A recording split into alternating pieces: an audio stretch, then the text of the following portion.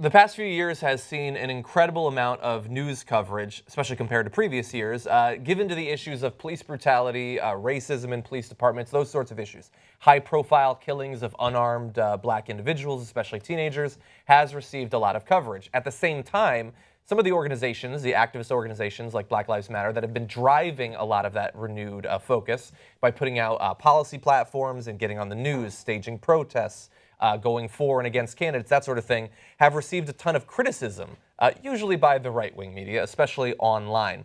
Now, we were talking on Wednesday, Cenk Uygur and myself, about how as much criticism as they get and how BLM is pitched as encouraging cops to be murdered and that sort of thing, it's obvious that they have had a positive overall impact when you look at popular opinion about police brutality, about racism in police departments, and how those things have changed. And we've got some polling data for you today that should provide some hope for the future, because this has to do with people who are between 18 and 30 years old, and it looks like they largely understand what's actually going on.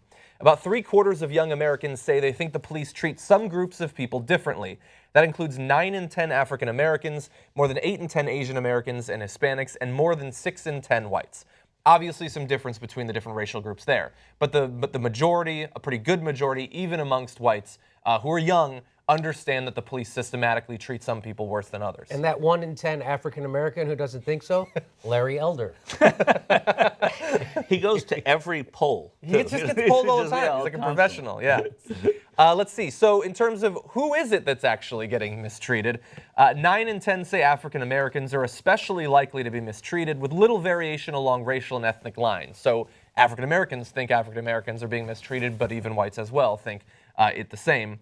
About 3/4 think Latinos are especially likely to be mistreated, again, including nearly 9 in 10 Hispanics, almost 8 in 10 whites, and 7 in 10 African Americans. So there's an understanding out there amongst young people that now that there's been years and years of the body cam footage, you've seen the people being killed in cities around the country, you've seen the lawsuits attempting to take down some of these police officers and being unable to do so, and that is not being missed. People are not so distracted by Snapchat and Instagram that they're not understanding that this is changing. And a lot of that is due to the media being willing to cover these sorts of stories, but it's also due to groups like BLM who are making sure that the media does cover it. Now, outside of racial groups, 2/3 think poor people and immigrants are more likely to face mistreatment. So they understand that there is also a class element to this as well. And I don't think that they've missed a lot of the rhetoric about immigrants over the past couple of years, especially coming out of Donald Trump. Now, in terms of the personal experience that people have had, look at the difference between racial groups here. So 24% of young African Americans and 16% of Latinos, but just 8% of whites and 4% of Asian Americans say they've personally experienced harassment or violence by the police. So 24%, so 3 times as many, or 3 times as likely, that African Americans will have personally experienced violence or harassment, which obviously means that when you've experienced that, or when someone you know in your family or one of your close friends has experienced it, and the number is more than twice as big for that category, that of course you're going to understand it in a different way. And I think that because there's less personal experience of this sort of harassment and violence amongst whites and Asian Americans, it's all the more important that the media does cover it to help fill in the gaps that life experience aren't providing for them. There's some other info as well. About 3/4 of young whites and half of young Latinos and Asian Americans say they always or often trust the police to do what's right, while only about 1/4 of young African Americans say the same. And that is perhaps the bad thing there, is that 3/4 of young whites still believe that, lumping always and often both are surprising, that as many as 25% of African Americans still believe it. Still believe that is amazing. Yeah, well, I think a lot of people definitely, they know what's going on around the country, but then they might have a different view of the police in their small town or something like that. The way people judge Congress, but like their congressman. Right. A lot of people are like, oh yeah, in these cities, the cops are out of control. But I've never had a problem with my cop. I see him, at the deli or whatever. So that might be driving some of it. And while these numbers still have a ways to go in certain areas, it is good to know that there's an understanding of the problems. As these people become a bigger and bigger portion of the country, I think it's going to be a little bit easier to get the systematic sort of change that we need in police departments around the country. Yeah, maybe that's what you're thinking. Yes, and I think you talked a couple of things you said, John. I mean, first of all, it's media and it's groups like BLM, but it's social media.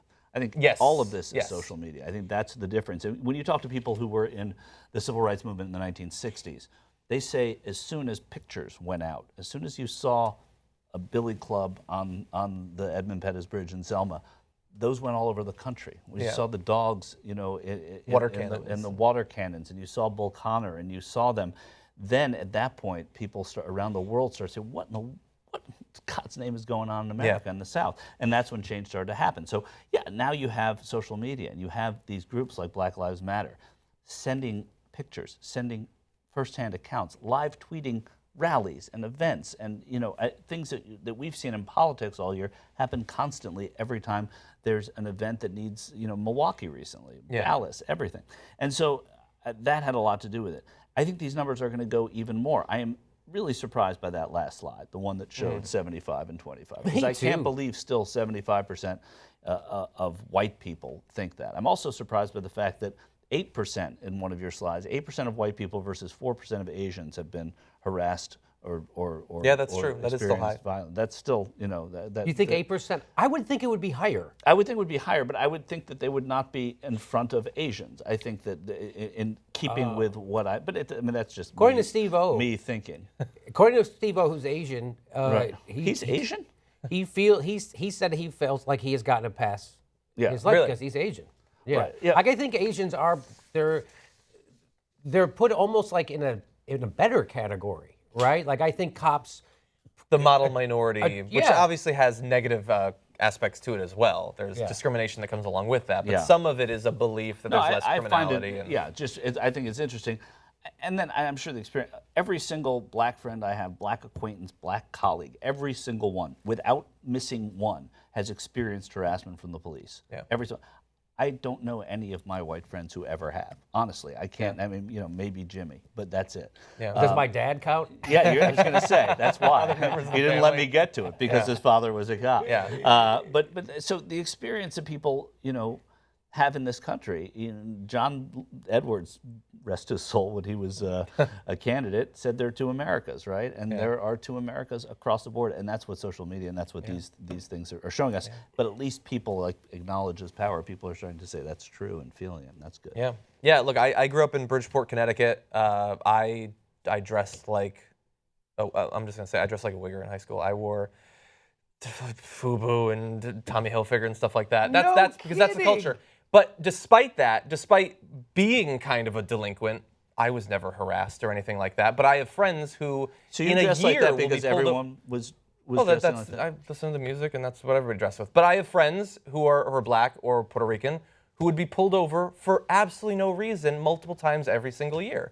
Just because there had been a report that somebody looking kind of like them, driving a similar sort of car that's a different color, they'd pull them over. And so that's the experience. Now, look, there's some positive... Can I just say one thing about, is that, first of all, I would love to see you in a do-rag. Second of all... I drew the line at that, so... Which is probably was that conscious? What you got to do rag, so I'm not going to do it? I mean, I looked in the mirror. Yeah. The FUBU's not bad, but... Well, to be fair, those jerseys look pretty cool. They do look cool. They did look really cool. I wish I still in Bridgeport, it was either that or dress up as a highlight player. So you're like, how do you even know highlights there? That's amazing. There is highlight there. That's amazing. Fucking guy. Yeah. So just this past week, charges were filed against, I think, 5 police officers in Laquan McDonald shooting. Yes. Right? They shot a guy 16 times. Yes. So he's laying on the ground. They shoot him 16 times. Guess what happened? There were all these other cops around, and they turned him in. They were like, this guy was out of control, and he shot this guy when he was in a threat. And oh, no, wait.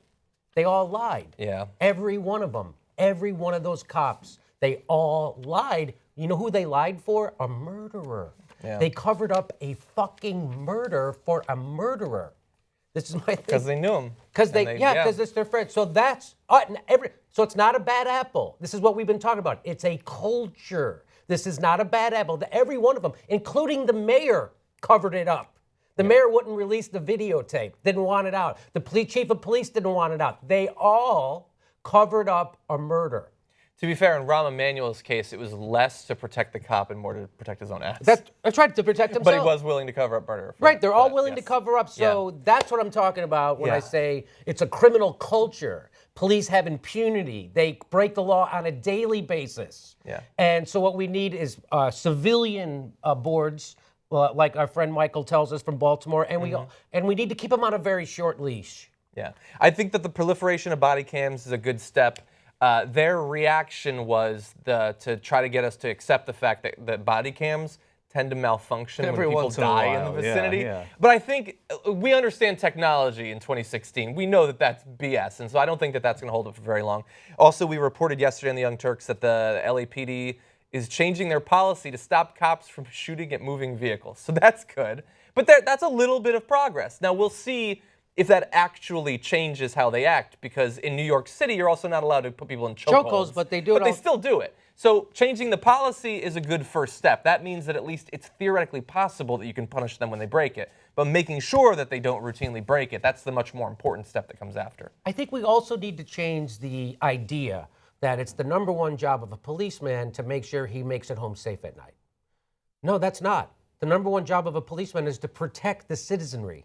That's why you're a cop. That's why you're supposed to risk your life. And if you're not willing to do that, then don't be a cop. Then you're just a regular jagoff walking down the street like me, except you have a gun and impunity to shoot people, and you happen to be the jumpiest guy in the neighborhood.